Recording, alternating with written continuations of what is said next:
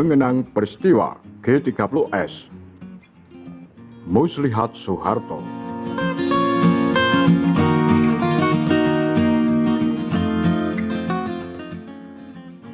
Pada tahun 2000 lalu, mantan Wakil Perdana Menteri Indonesia di era tahun 1960-an, Subandrio, menerbitkan memoir berjudul Kesaksianku tentang G30S.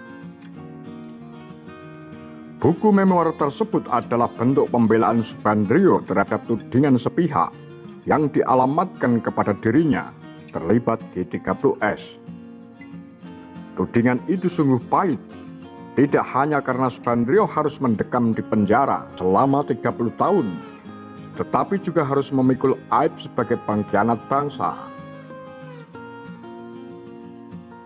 Namun melalui memoarnya tersebut, Subandrio melantarkan serangan balik ke Soeharto. Ia menuding Soeharto justru telah melakukan kudeta merangkak terhadap kekuasaan Soekarno. Tak hanya itu, buku setebal 80 halaman itu juga membeberkan cacat Soeharto. Menurut Subandrio, Soeharto punya rekam jejak yang buruk jauh sebelum peristiwa G30S. Yang pertama, semasa di divisi Diponegoro, Soeharto menjalin relasi dengan pengusaha Tionghoa Lim Sileong. Keduanya menjalankan bisnis penyelundupan berbagai barang. Saat itu, Soeharto berdalih bahwa bisnis penyelundupan itu untuk kepentingan Kodam Diponegoro. Berita penyelundupan itu cepat menyebar. Semua perwira saat itu mengetahuinya. Belakangan terungkap bahwa penyelundupan itu bukan untuk kepentingan Kodam Diponegoro, melainkan untuk kepentingan pribadi Soeharto dan Lim Sileong. Kabar itu berhembus kemana-mana. Ketika berita itu mencuat, Jenderal Ahmad Yani sangat marah. Sampai-sampai dalam suatu kejadian, Yani menempeleng Soeharto. Soeharto dianggap mempermalukan Korps Angkatan Darat.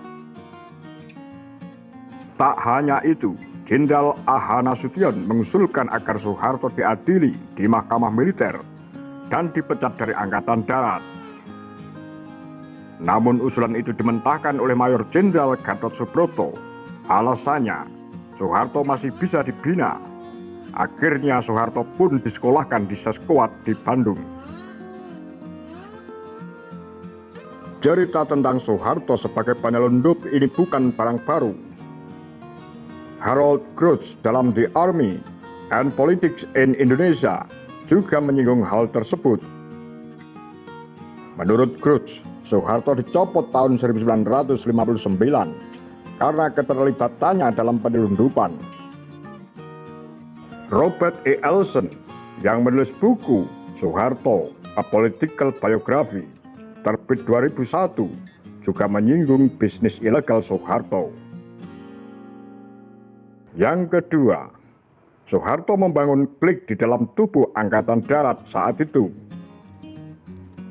Subandrio menyebutkan trio Soeharto, Yoga Sugomo, dan Ali Murtopo. Awalnya pada tahun 1959, Soeharto tiba-tiba memanggil pulang Yoga Sugama yang saat itu masih menjabat sebagai Duta Besar Indonesia di Yugoslavia. Saat itu, Soeharto memanggil Yoga untuk diberi jabatan baru Kepala Intelijen Kostrad. Bagi Subandrio, pemanggilan Yoga oleh Soeharto itu bermasalah. Pertama, pemanggilan Yoga yang di luar aturan formal alias menabrak aturan. Semestinya, yang punya otoritas memanggil Yoga itu adalah Ahmad Yani selaku Menteri Panglima Angkatan Darat. Kedua, tujuan kepulangan Yoga ke tanah air adalah untuk menyabotase politik Bung Karno. Ketiga, untuk menghancurkan PKI. Menurut Subandrio, komplotan trio Soeharto, Yoga, dan Ali sudah berlangsung erat semasa di Kodam Diponegoro. Bahkan Soeharto pernah menggunakan komplotannya ini untuk mensabotase rencana pengangkatan Kolonel Bambang Supono sebagai Panglima Kodam Diponegoro. Saat itu, pimpinan Angkatan Darat mencalonkan Kolonel Bambang Supeno sebagai Pangdam Diponegoro. Kabar itu tercium oleh Soeharto yang saat itu masih berpangkat Letnan Kolonel, tetapi ngebet sekali jadi Pangdam. Untuk meraih cita-citanya, Soeharto menggelar rapat gelap dengan sejumlah perwira di Kodam Diponegoro. Rapat itu dikoordinir oleh Yoga Sugama yang notabene komplotan Soeharto. Ketiga, Subandrio juga menyingkap keterlibatan Soeharto dalam percobaan kudeta yang dirancang Tan Malaka untuk menggulingkan Kabinet Syahrir pada tanggal 3 Juli 1946. Awalnya, kata Subandrio, kelompok Tan Malaka mengajak semua kalangan militer Jawa Tengah, termasuk Soeharto, dalam gerakan tersebut. Pada tanggal 20 Juni 1946, Perdana Menteri Syahrir diculik oleh kelompok Sudarsono. Soeharto selaku salah satu komandan militer di Surakarta terlibat dalam penculikan itu. Tanggal 2 Juli 1946, 2 batalion pasukan penculik berkumpul di markas Soeharto. Pasukan itu kemudian dikerahkan untuk menguasai aset strategis seperti RRI dan Telkom.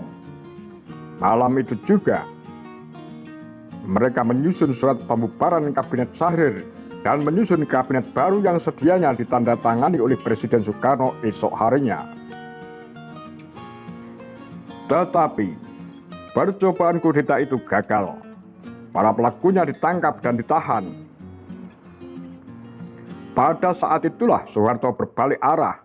Dari awalnya berkomplot dengan penculik, kemudian menangkapi para penculik.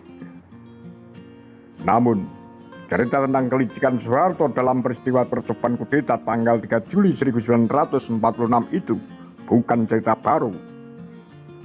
M. Yuwadasara dalam bukunya Peristiwa 3 Juli 1946 menguak kudeta pertama dalam sejarah Indonesia, juga mengungkap kelicikan Soeharto. Menurut Yuanda, Soeharto sebetulnya terlibat dalam pembebasan tahanan pro kudeta di penjara Wirogunan. Ia kemudian membawa tahanan itu ke markasnya di Wiyoro, di mana Sudarsono sudah menunggunya.